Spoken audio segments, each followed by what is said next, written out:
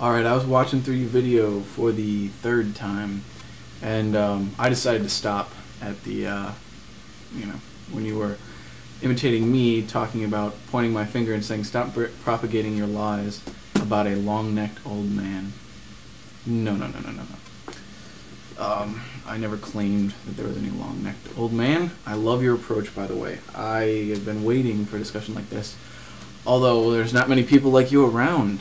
People like you absolutely confound me.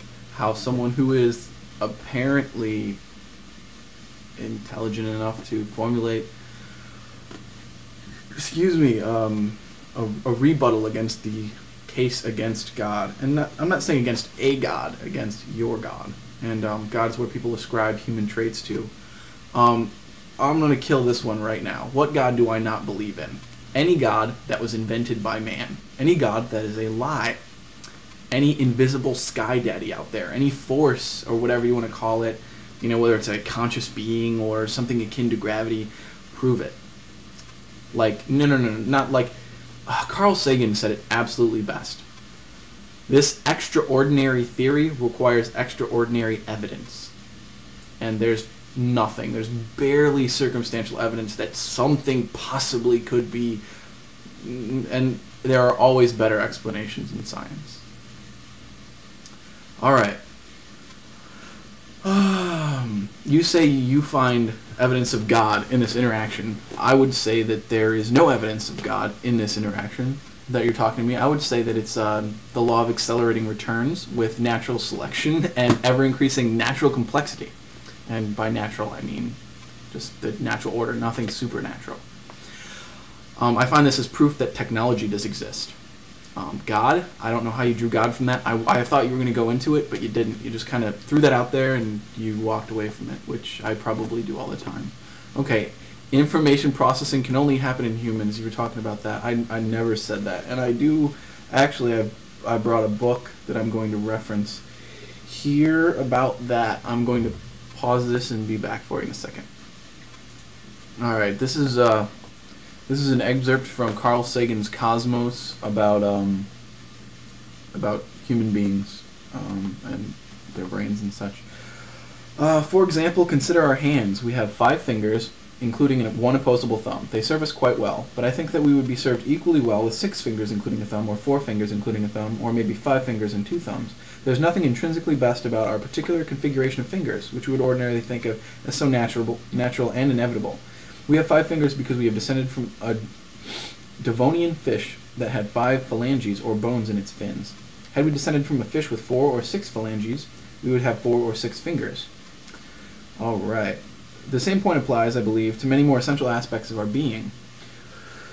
Our hereditary material, our internal biochemistry, our form, stature, organ systems, loves and hates, passion and despairs, tenderness and aggression, even our analytical processes. All of these are, at least in part, the result of apparently minor accidents in our immensely long evolutionary history.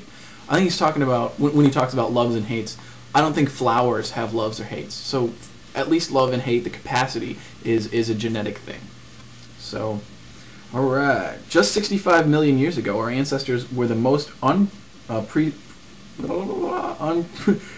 prepossessing of mammals. Creatures with the size and intelligence of moles or tree shrews. It would have taken a very audacious biologist to guess that such animals would eventually produce the line that dominates the Earth today. The Earth then was full of awesome, nightmarish lizards, the dinosaurs, immensely successful creatures that filled virtually every ecological niche. There were swimming reptiles, flying reptiles, and reptiles, some as tall as a 6-story building, thundering across the face of the earth. Some of them had rather large brains, an upright posture, and 2 little front legs, very much like hands, which they used to catch small, speedy mammals, probably including our distant relatives, for dinner. Ancestors, I'm sorry. If such dinosaurs had survived, perhaps the dominant intelligent species on our planet today would be 4 meters tall with green skin and sharp teeth, and the human form would be considered a lurid fantasy of saurian science fiction. But the dinosaurs did not survive. In one catastrophic event, all of them and many, perhaps most, of other species on Earth were destroyed.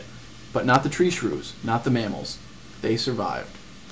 So, I don't think there's anything at all special about human beings when it comes to some sort of spiritual outlook.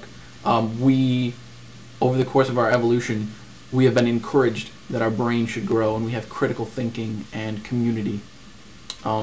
That's the difference between our brainstem, our R complex, and then like our limbic system, and then we have our cerebral cortex. The mammalian brain is more or less the cerebral cortex than the limbic system. One side would be logic, and the other would be creativity. Basically, if you want to break it down, we still have to battle with that lizard brain. We have basically the brain of a crocodile in our R complex, including our midbrain and medulla oblongata, all that good stuff. That sort of center core of our brain. And then we've got these two huge, massive parallel networks of neurons, that just physical processes that actually that function a lot slower than computers. It's just, in evolution, in natural selection, it's just what works. It just has to be good enough. It doesn't have to be excellent. So, excuse me, I don't think there's anything particularly special about people on that. I don't know why that came up in your rebuttal or whatever, but I'm glad you brought it up. I've been wanting to bring that up in a while. The brain is just kind of a machine that grew. That part of our brain grew, like it's kind of like in a city. If you could design a city like New York, if you could just start over and design exactly what it was going to be, it would be incredibly efficient and it would work incredibly well. But as it is right now, it had to grow. That's kind of how the brain is. We can tell that evolution happened because we have a crocodile brain in our skulls. Like we have, like the way it grew out, it's not the perfect machine. It's not this sort of spiritual conduit for the universe. It grew the same way anything else grows. A human being grows from an embryo. It just developed through genetics over a long period of time. All right. Just wanted to bring up the fact that religion is not at all foreign to me. I am, in fact, damned in that respect, according to your book, the Bible, the Holy Bible. I don't know which version you read, but I'm pretty sure it's the same in all of them. Turning your face from God and all that. All right.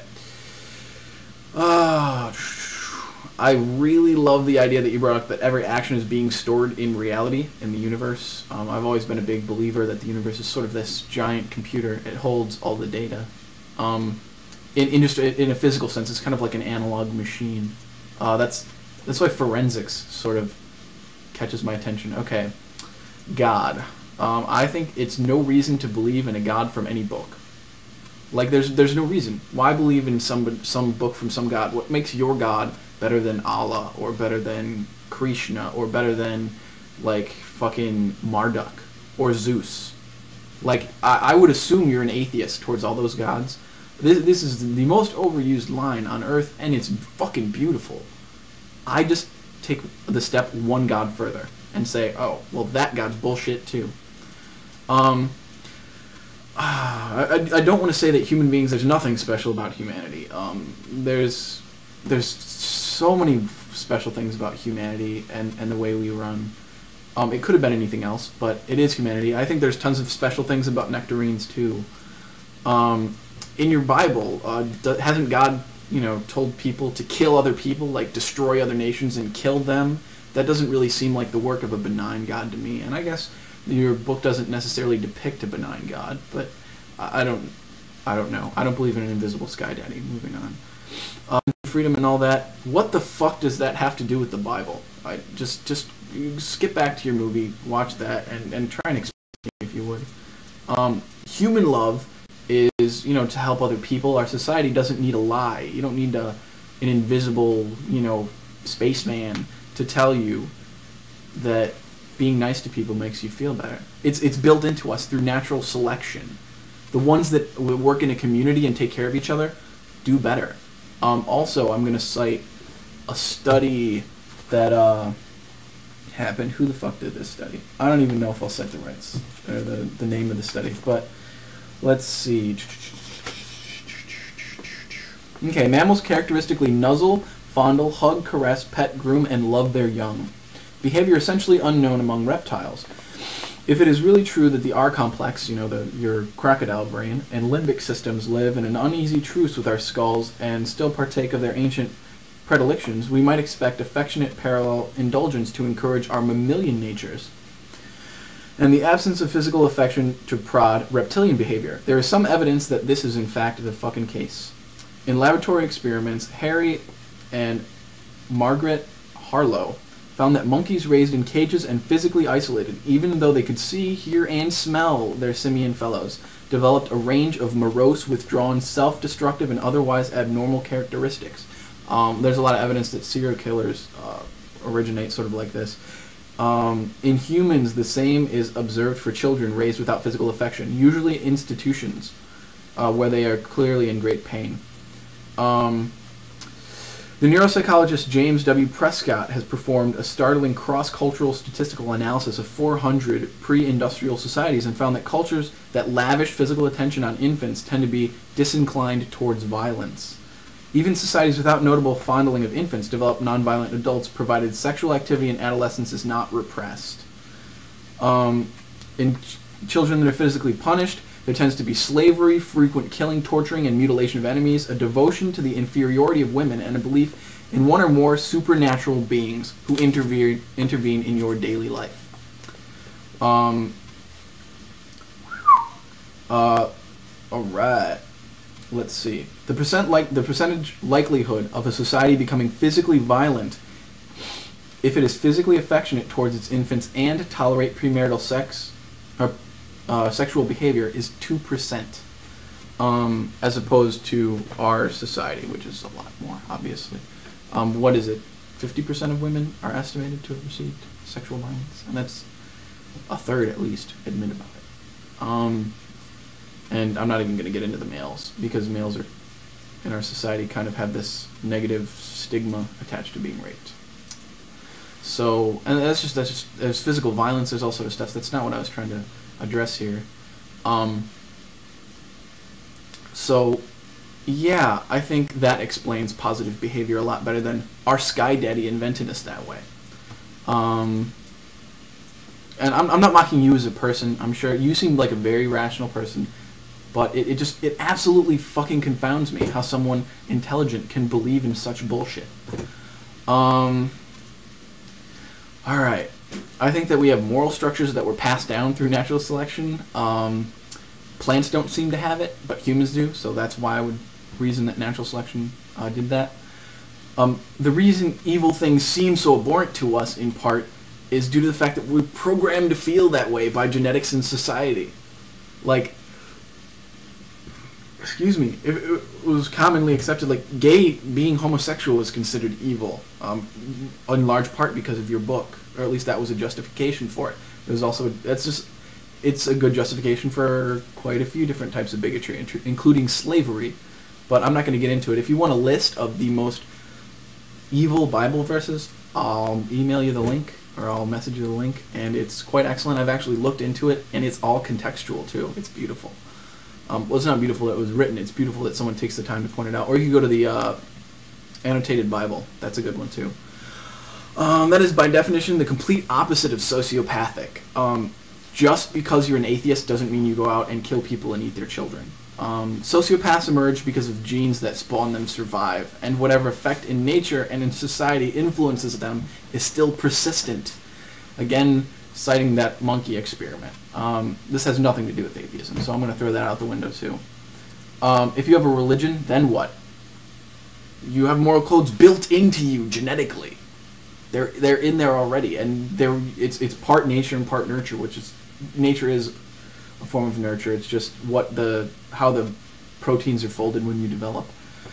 Right and wrong is just something that our minds have constructed over the years to keep us from killing each other. That's why you can look at something and go, oh my god, that's fucked up. Kind of like when you smell shit. You're like, oh, you feel queasy, and you don't, like, most people don't naturally, given, that they're on their own, they're not going to drink urine because it's bad for you.